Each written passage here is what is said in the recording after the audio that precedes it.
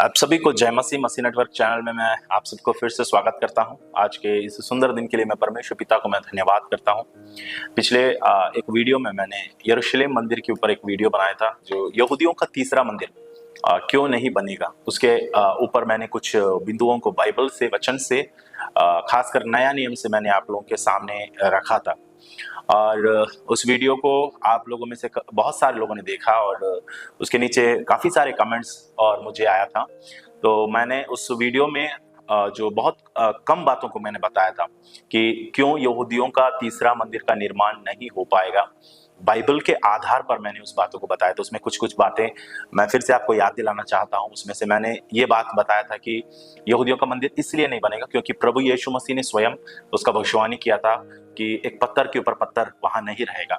तो उस भविष्यवाणी के आधार पर मैंने शुरू किया था। और कुछ और बातों को हमने देखा था कि नया नियम में परमेश्वर ने हमें अपना मंदिर बनाया है, वासस्थल बनाया है करके हमने कई सारे वचनों से हमने पढ़ा। तो जब परमेश्वर ऐसा कहा है और परमेश्वर ने अपनी मृत्यु के द्वारा, क्रूस की मृत्यु के द्वारा मंदिर का पर्दा को फाड़ दिया और उसका जो महायाजक का पदवी है उसको भी बदल डाला, ये सारी बातों को हमने इब्रानियों की पत्री से हमने पढ़ा। तो जब परमेश्वर ने ऐसा काम किया है तो मैं विश्वास नहीं करता हूं कि अगला एक मंदिर परमेश्वर उनको बनाने देगा। यहूदी लोग आज भी उसकी ताक में है कि कब एक मंदिर को खड़ा किया जाए। और मैं जान रहा हूं कि आज ये वीडियो सुनने वाले आप सब में से बहुत सारे लोगों का ये उम्मीद है, भरोसा है, विश्वास है कि एक तीसरा मंदिर यहूदियों का खड़ा होना जरूरी है। मैं भी ऐसा ही विश्वास करता था, मगर जब तक कुछ बातों को मैंने बाइबल से पाया तब तक मेरा भी भरोसा और आस ये था कि यहूदियों का एक मंदिर जरूर खड़ा हो जाए। मगर जब मैंने इन वचनों को थोड़ा सा डीपली मैंने स्टडी किया तब मुझे कुछ और बातों को परमेश्वर ने प्रकट किया, या मैं उस बातों को जान पाया। परमेश्वर ने मेरी आंखों को उसके लिए खोला। तो उन्हीं बातों को मैं आपके सामने रखा हूं। और उसमें से पहला पार्ट में मैंने जो बताया था कि इजरायली लोगों का मंदिर, तीसरा मंदिर क्यों परमेश्वर बनने नहीं देगा। और आज हम लोग उसमें कुछ और खास बातों को हम देखेंगे। जैसे कि आप सबने बहुत सारे कमेंट्स वीडियो के नीचे किया था, तो उन कमेंट्स का मैं जवाब जरूर आपको आज सभी कमेंट्स का जवाब तो नहीं दे पाऊंगा, फिर भी जो प्रश्न ज्यादातर लोगों ने जो किया है और उन लोगों का जो विश्वास है उसी के आधार पर मैं कुछ बातों को आपको आज इस वीडियो में आपको बताना चाहूंगा। तो आप जरूर जान लीजिएगा, मसीहत में हमारे लिए सबसे बड़ी आशा हमारा प्रभु यीशु मसीह का दूसरी आगमन है। उससे बढ़कर और कोई भी बात नहीं है। मैं कभी उससे बढ़कर मंदिर का विषय या यहूदियों का विषय, इस्राएल का विषय, मेरे लिए प्रभु यीशु मसीह का दूसरी आगमन से बढ़कर ये सब नहीं है।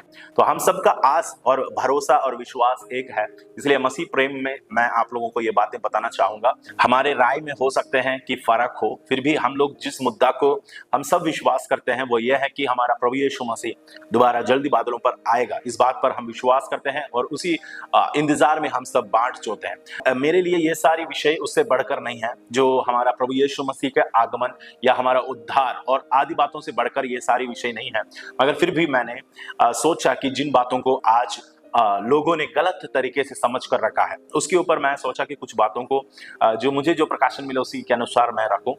ये आप एक्सेप्ट कर सकते हैं, नहीं भी कर सकते हैं, इसमें आपका मर्जी है, मगर आप जरूर सुन सकते हैं। अगर आपको अच्छा लगे तो आप फॉलो कर सकते हैं इस टीचिंग्स को, अगर नहीं चाहते हैं तो आप बिल्कुल फॉलो ना करें। आप जिस परंपरा के जो आपने जो टीचिंग आपको मिली है उसी के अनुसार आप आगे बढ़ सकते हैं। तो मैं वीडियो को मैं शुरू करना चाहूंगा। तो हम लोग देखते हैं, आज एक वचन को मैं पढ़ना चाहूंगा, क्यों यहूदियों का मंदिर परमेश्वर वहां खड़ा करने नहीं देगा और क्यों परमेश्वर की ये इच्छा नहीं है कि यहूदी लोग तीसरा मंदिर को बनाएं और वहां पर फिर से सैक्रिफाइस और जो जानवरों का बलि फिर से शुरू किया जाए। ये परमेश्वर क्यों पसंद नहीं करते हैं।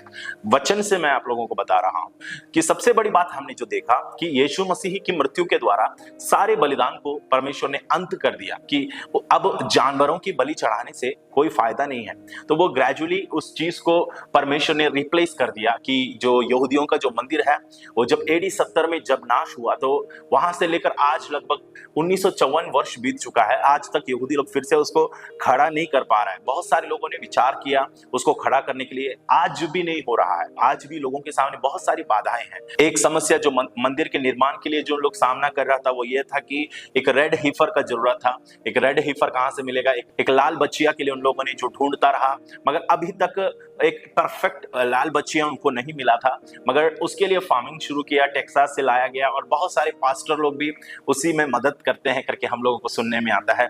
और मैं जैसे पिछले बार भी वीडियो में बताया कि इस विषय में यहूदियों के कंस्ट्रक्शन के रिगार्डिंग में बहुत सारे लोग फंडिंग के द्वारा और बहुत कुछ फाइनेंस के रूप में यहूदियों को, इजरायली लोगों को हेल्प करते हैं, खासकर मसीही संगठन के लोग, क्रिश्चियन यूनाइटेड फॉर इजराइल और जायोनिस्ट मूवमेंट जैसे जो बहुत सारी जो क्रिश्चियन जायोनिज्म, ऐसे लोग सब क्या करते हैं कि मंदिर का फिर से निर्माण के लिए उन लोग क्या करते हैं, फंड देते हैं, यहूदी लोगों को, इजराइल लोगों को फंड देते हैं। तो मैं ये यूं ही नहीं बोल रहा हूं, मैंने इसके ऊपर जब रिसर्च किया तब मुझे इस विषय पर मालूम पड़ा कि इसी विषय पर टेम्पल इंस्टीट्यूट जो संस्था है, उन लोगों का वेबसाइट आप खुद चेक कर ले तो आपको पता चल जाएगा उन लोग डोनेशन लेते हैं कि टेम्पल का निर्माण के लिए, क्योंकि उसमें एक बहुत बड़ी खर्च आने वाली है जो मंदिर का निर्माण के लिए। ये सारी चीजें उन लोग ज्यादातर क्रिश्चियन नेशन से, जो मसीही जो लोगों से वसूलने के लिए है। तो ये आप लोग पहले से ही सोच के रख लो।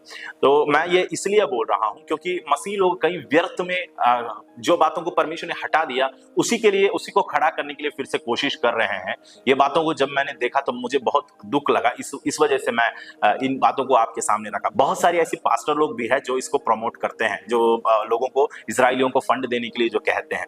मैं उन लोगों को दोष नहीं लगा रहा हूं, मगर मुझे नहीं लगता है कि उसकी आवश्यकता है। अगर परमेश्वर की इच्छा है कि यहूदियों का मंदिर खड़ा हो जाए तो परमेश्वर अपने ही हाथों के द्वारा उसको खड़ा कर देगा, उसके लिए किसी का मदद का जरूरत नहीं पड़ेगा। प्रियो, आजकल ऐसा सोचने वाले भी बहुत सारे पास्टर लोग हैं जो कहते हैं कि हम लोग इजराइल को तीसरा मंदिर हम निर्माण कर देंगे और उसके बाद एंटीक्राइस्ट उस पर बैठेगा, फिर मसीह आएगा, तो मसीह के आगमन को हमको जल्दी करवाना है, मसीह बहुत जल्दी आएगा, अगर हम ये काम करवाएंगे तो जल्दी से जल्दी फंड इकट्ठा करो। ऐसा बोलकर लोगों को प्रोत्साहन देने वाले भी बहुत सारे लोग हैं। एक बात याद रखना, मसीह आएगा वह निर्धारित दिन पर जिसे पिता ने ठहराया, उससे पहले या उसका बाद कभी नहीं होने वाला है। पिता ने जो अपने वश में रखा है उस समय को कोई आगे कोई पीछे नहीं कर सकता है, ये बात को भी आप याद रखें।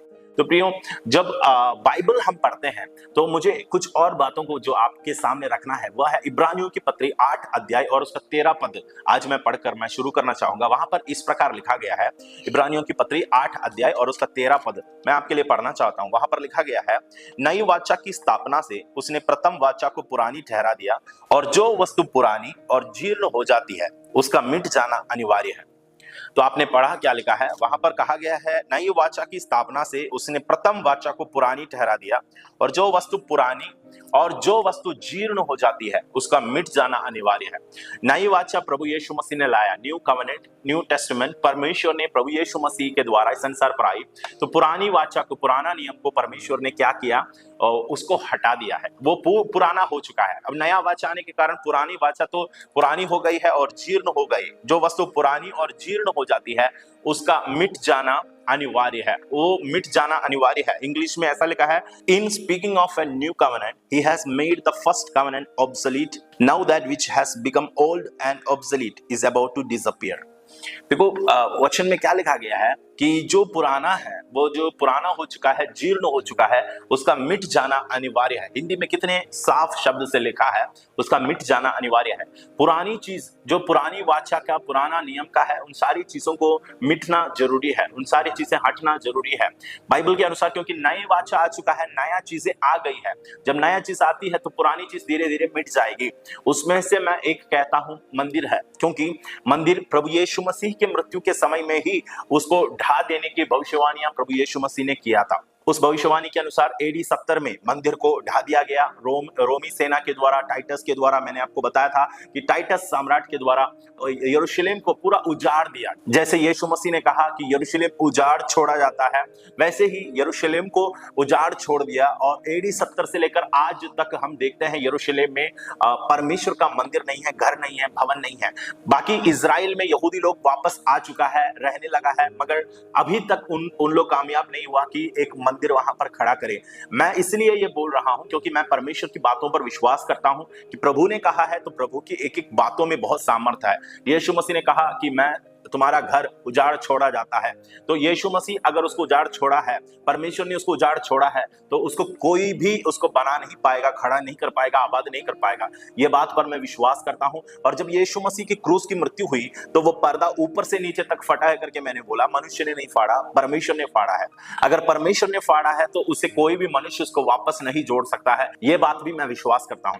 इसलिए मैं कहता हूं कि परमेश्वर ने जो जिस चीज को हटा दिया उसे मनुष्य वापस लाने का प्रयास कर रहा है। खासकर मसीही लोग यही काम करने का प्रयास कर रहे हैं। यहूदी लोग करें तो बात अलग है, क्योंकि उनका रीति है, उनका व्यवस्था है, मगर मसीही लोग भी लगे हैं इस काम में कि उन लोग भी वो यहूदी लोगों को वो करने देता है। जबकि हम जानना चाहिए कि हम तीसरा मंदिर हम लोग हैं, जिसे परमेश्वर ने अपने हाथों के द्वारा बनाया था। वो भी कहां बनाया, कहां शुरू किया, आप जरा देखो। यरूशलेम में परमेश्वर ने हर एक मंदिर को शुरू किया था। पहला मंदिर, दूसरा मंदिर सुलेमान राजा के समय में, हिजकिय्याह राजा के समय में हो, नहम्याह के समय में हो, हेरोद के समय में हो, जो यरूशलेम में जो परमेश्वर ने पवित्र स्थान, पवित्र जगह पर जो बना दिया गया है, वही उसी स्थान में प्रभु ने कलीसिया भी शुरू किया है। उसी स्थान से परमेश्वर ने पवित्र आत्मा को उंडेलकर नया मंदिर का निर्माण का शुरू किया है। आपको पता होगा, इसलिए यीशु मसीह बार बार कहता था चेले लोगों को, तुम यरूशलेम को छोड़कर ना जाना, क्योंकि मैं पिता से उस वायदा को तुम पर मैं उतारने वाला हूं, इसलिए ठहरे रहो,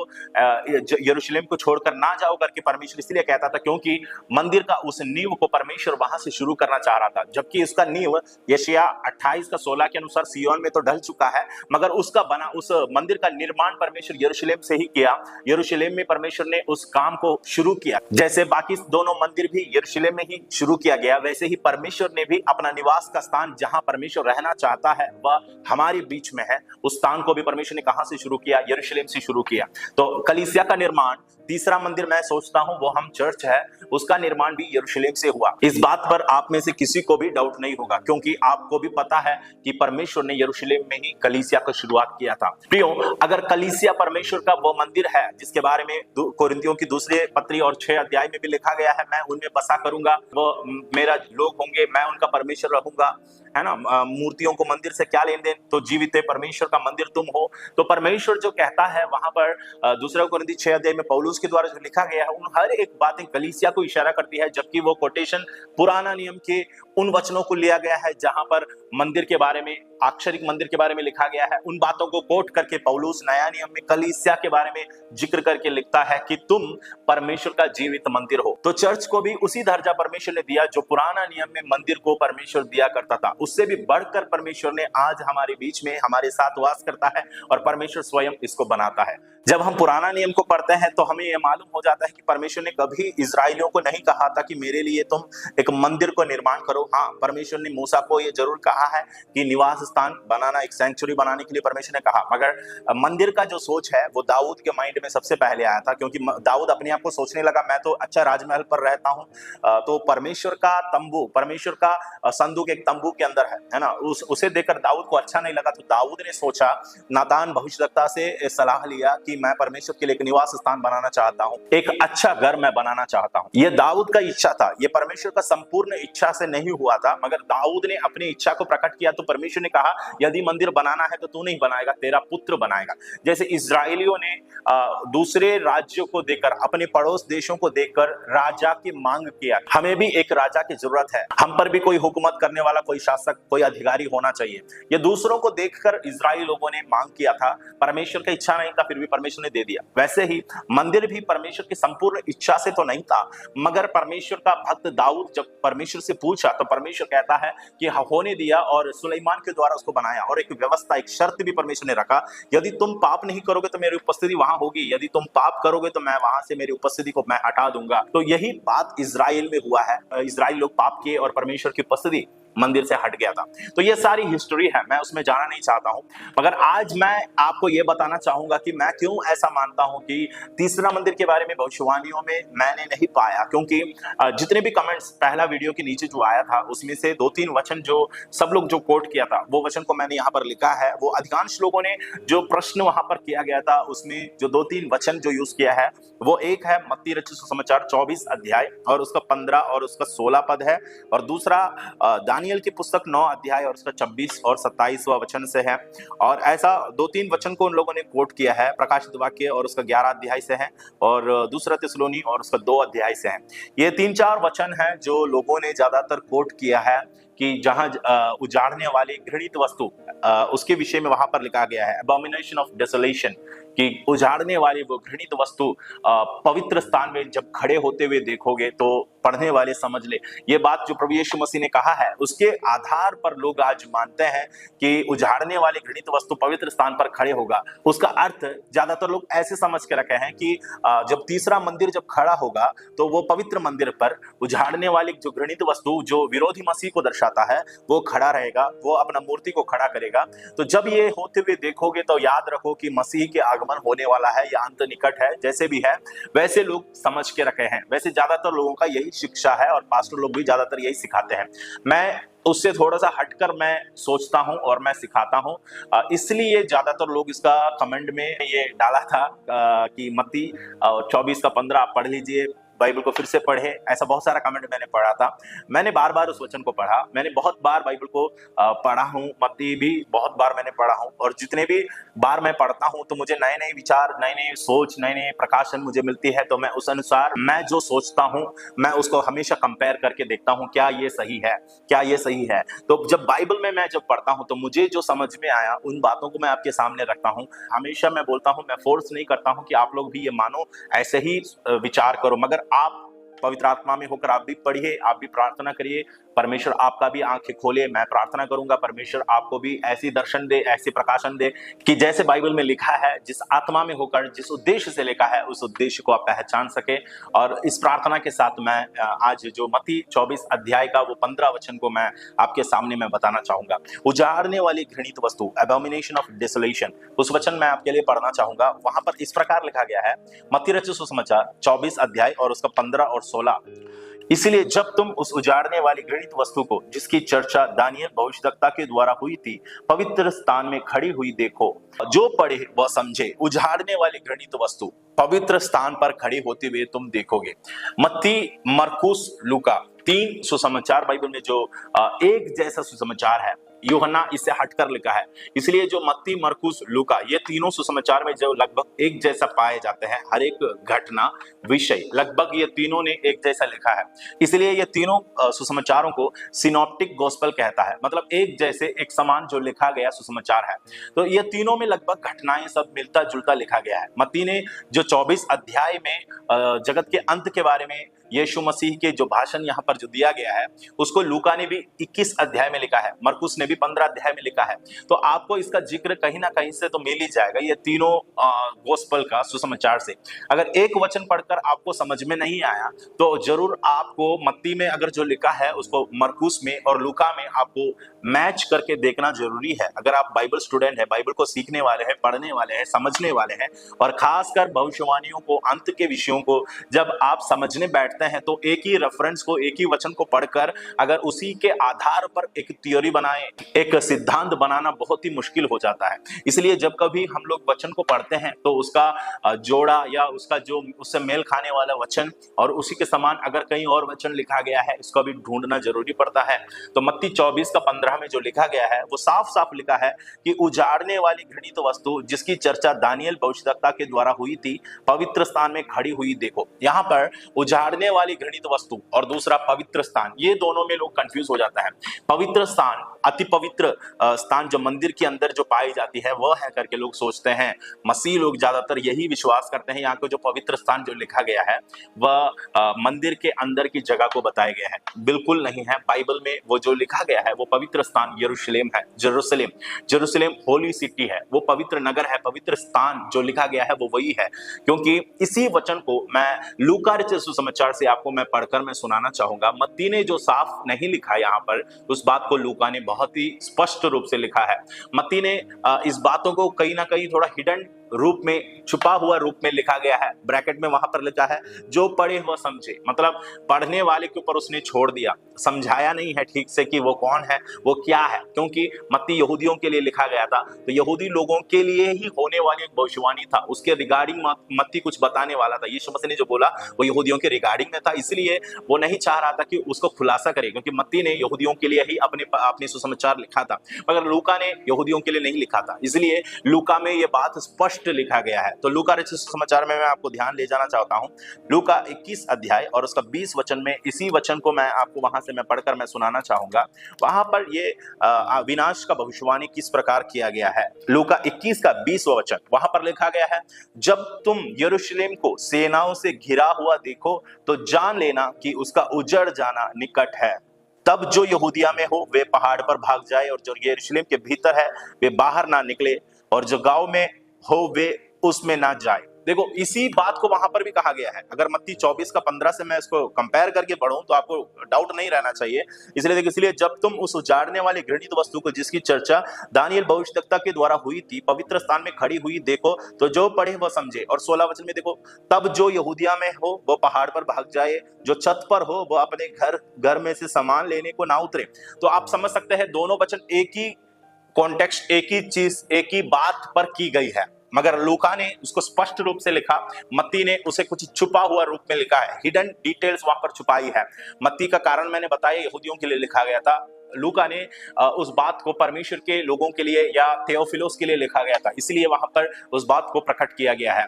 वो क्या है करके 20 वचन में स्पष्ट तौर पर लिखा है, वो क्या है, उजाड़ने वाली घृणित वस्तु क्या है करके लूका ने अपने वचन में साफ लिख दिया है। हर एक लोग इस बात को अच्छे से पढ़ लेना, समझ लेना। वहां पर क्या लिखा गया है, जब तुम यरूशलेम को सेनाओं से घिरा हुआ देखोगे तो जान लेना कि उसका उजड़ जाना निकट है। तो उजाड़ने वाली वो वस्तु क्या है, वो आर्मी है, वो सेना है, वो रोमियो की वो सेना के विषय में लिखा गया जो पवित्र स्थान में खड़े होने वाला है। पवित्र स्थान अर्थात यरूशलेम, यरूशलेम को जब सेनाओं से घिरा हुआ देखोगे, यहां पर पवित्र स्थान भी नहीं लिखा है, उजाड़ने वाली घृणित वस्तु करके भी नहीं लिखा है, बल्कि लूका ने दोनों को स्पष्ट रूप से कह दिया। उजाड़ने वाली घृणित वस्तु क्या है, वो उजाड़ने वाली चीज है, वो सेना। कौन सी सेना है, उस समय में रोमियो की सेना है।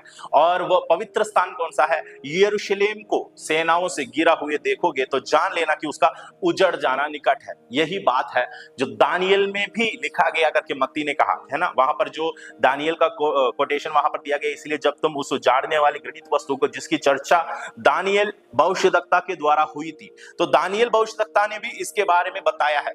कमेंट्स में बहुत सारे लोग दानियेल की पुस्तक से भी वचन निकालकर बोला, सवाल किया गया था कि देखो वहां पर लिखा है उजाड़ने वाली घृणित वस्तु आने वाली है, वो पवित्र स्थान पर खड़े रहेंगे। दानियेल ने कहा, मत्ती ने कहा, सब ने कहा है, मगर ये किस बात पर चर्चा हुई करके कोई नहीं सोचता है। दानियेल ने जो बताया 9 अध्याय और उसका 26 वचन मैं आपके लिए पढ़ना चाहता हूं। उन 62 सप्ताह के बीतने पर अभिषिक्त पुरुष काटा जाएगा और उसके हाथ कुछ ना लगेगा, और आने वाला प्रधान की प्रजा नगर और पवित्र स्थान को नष्ट तो करेगी, परंतु उस प्रधान का अंत ऐसा होगा जैसे बाढ़ से होता है, तो भी उसके अंत तक लड़ाई होती रहेगी, क्योंकि उसका उजड़ जाना निश्चय ठान लिया गया है। वह प्रधान 1 सप्ताह के लिए बहुतों के संग दृढ़ वाचा बांधेंगे, परंतु आधे ही सप्ताह के बीतने पर वह मेल बलि और अन्न बलि को बंद करेंगे, और कंगूरे पर उजाड़ने वाली घृणित वस्तुएं दिखाई देगी। देखो वहां पर लिखा है, और कंगूरे पर उजाड़ने वाली घृणित वस्तु दिखाई देगी। यही वचन है जो मत्ती रचित सुसमाचार में और लूका रचित सुसमाचार में और मरकुस 15 अध्याय में भी है। ये जहां हम लोग जो पढ़ते हैं हमको देखने को मिलता है, ये अबोमिनेशन ऑफ डेसोलेशन, उजाड़ने वाली वो घृणित वस्तु। क्या दानियेल क्या कहता है कि उजाड़ने वाली घृणित वस्तुएं दिखाई देगी। वस्तु दिखाई देगा करके नहीं लिखा है, वस्तुएं दिखाई देगी, मतलब एक से ज्यादा है। वो क्या है, आर्मी के बारे में कहा गया, सेना के विषय में कहा गया। वो एक वन मैन आर्मी के बारे में नहीं था, वो विरोधी मसीह के विषय में वहां पर नहीं था, जिक्र नहीं था। वह रोमी सेना के विषय में था जो AD 70 पर जो हुआ था। उसके लिए और सबूत वहां पर से हमको जो मिलती है वो है, और कंगूरे पर उजाड़ने वाली घृणित वस्तुएं दिखाई देगी। कंगूरे पर, कंगूरे अर्थ क्या होता है, इब्रानी बाइबल में केनफ शब्द का इस्तेमाल किया गया है। केनफ शब्द का अर्थ है विंग्स, यानी उसका अर्थ है पंख। जो पंखों से सवार होकर, पंखों पे सवार होकर उजाड़ने वाली घृणित वस्तु यरूशलेम जो पवित्र स्थान को चारों तरफ से घेर लेंगे, यही है भविष्यवाणी। कंगूरे पर अर्थ पंखों में यानी विंग्स के ऊपर वो सवार होकर वो आएंगे और वो सब क्या करेगा, पवित्र स्थान को घेर लेंगे। यही है दानियल ने जो कहा। वो कंगूरे, वो विंग्स, वो पंखे किसको दर्शाती है?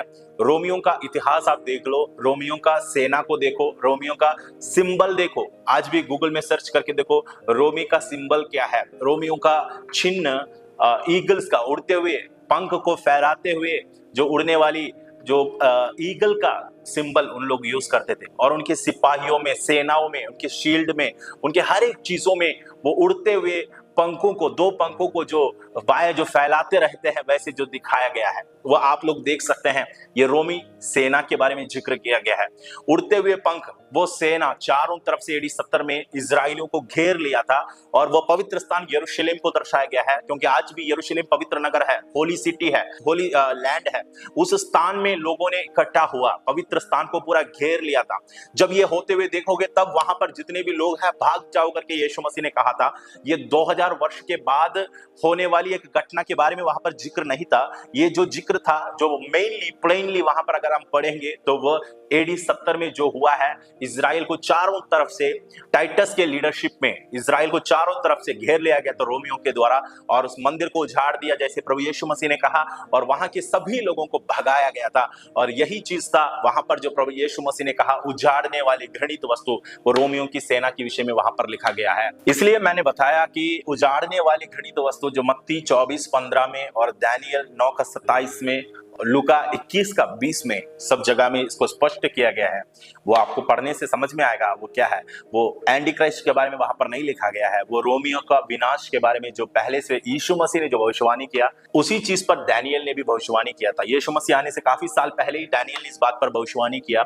उसी चीज को यीशु मसीह ने दोहराया गया। दानियल ने जो कहा उसी चीज को यीशु मसीह ने दोहरा कर कहा कि उजाड़ने वाली घृणित वस्तु आने वाली है। इसी बात को प्रभु यीशु मसीह ने एक अध्याय पहले मत्ती 23 में भी कहा था, जैसे मुर्गी अपने बच्चों को पंखों तले करना चाहते हैं, वैसे है इजराइल, मैं तुम्हारे बच्चों को अपने पास इकट्ठा करना चाहा, मगर परंतु तुमने नहीं चाहा। इसी बात को प्रभु यीशु मसीह कहने के बाद यीशु कहता है 23:38 पद में, इसलिए तुम्हारा घर उजाड़ छोड़ा जाता है। तो देखो आप ये सारे वचन को एक साथ पढ़कर देखो, इसमें एक कनेक्शन है, इसका एक संबंध है। यीशु मसीह कहता है तुम्हारा घर उजाड़ छोड़ा जाता है। उसी चीज को 24 अध्याय में प्रभु यीशु मसीह ने कहा, जब मंदिर का विनाश के बारे में पतरस ने पूछा, तब यीशु मसीह कहता है घृणित वस्तु आने वाली है, वो आएगा तो उजाड़ने वाली घृणित वस्तु यरूशलेम को, पवित्र स्थान को उजाड़ देगी। वो यरूशलेम को दर्शाया गया है।